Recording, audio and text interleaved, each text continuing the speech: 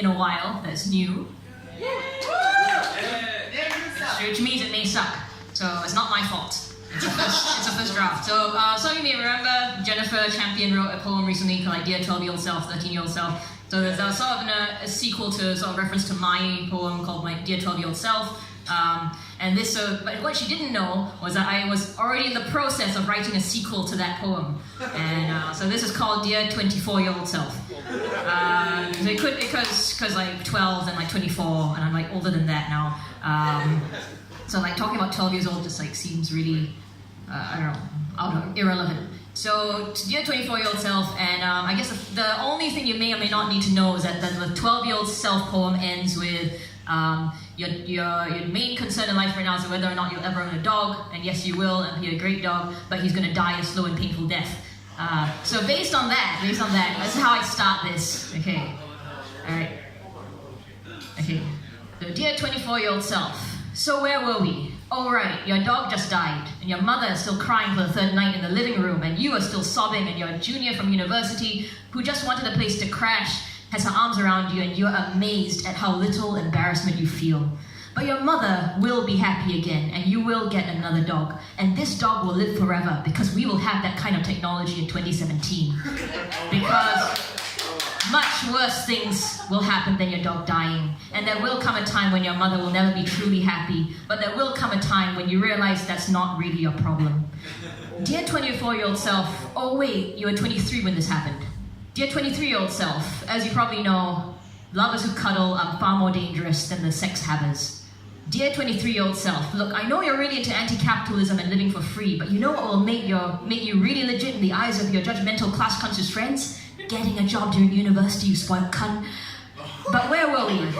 Oh yes, please use condoms. Don't trust anyone who tells you otherwise. They'll probably turn out to be Islamophobes or alleged rapists. Or he might turn out to be a really awesome person who's really funny and has a great sense of humor and loves great TV shows and is really attractive and is really kind to you, except for that one time he called you a slut, but he's been tested, so it's okay, right?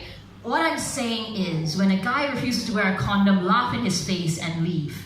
If a girl tells you she was an hour late for your second date because her watch broke in the meeting, leave. If a girl shows up to your date with a random old man she met in a Starbucks, then gets offended that you don't chase him away, leave. If a guy says boring 5 seconds into a YouTube video you're showing him, yell at him and leave.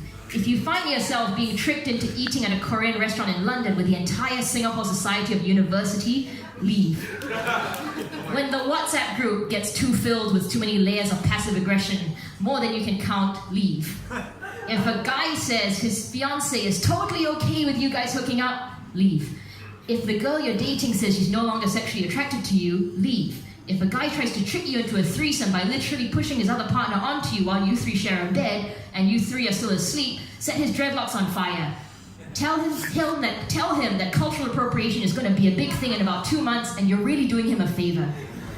Also, smoking is bad. Don't start. I mean, you're not going to start anyway. You'll never start. I mean, it really might help you make friends for the first time at university. Or wait, what? No, I didn't say that. Because one day you will wake up to find everyone you know who smokes has either quit or gone into vaping.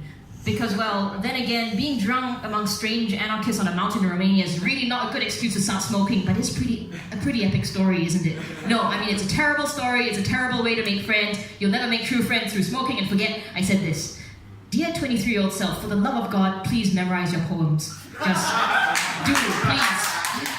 And don't worry, when you're 30 years old, you will not be rehashing and writing sequels to every single poem you wrote when you were 23 because you have finally run out of things to write about, because you want to relive your 5 seconds of glory. Or maybe it's because when you turn 30, your life will be too full of glamour and adventures that you don't have time to write. Do you ever think about that?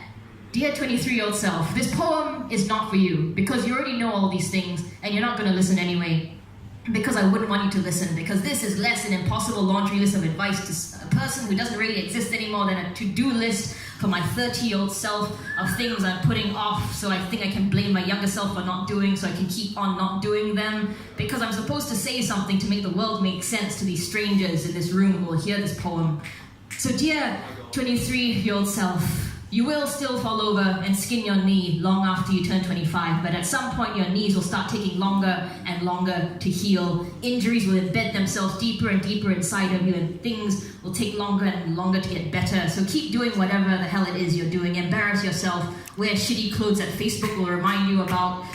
Order cheap alcohol while you still live in a country where these things are still possible. Hate yourself for the stupid shit you're about to do. Invest in Bitcoin. Invest in jetpacks. Invest in Nokia. Destroy your smartphone. And when a friend tells you you really, really need to download this thing called WhatsApp, laugh in his face and leave. Thank you.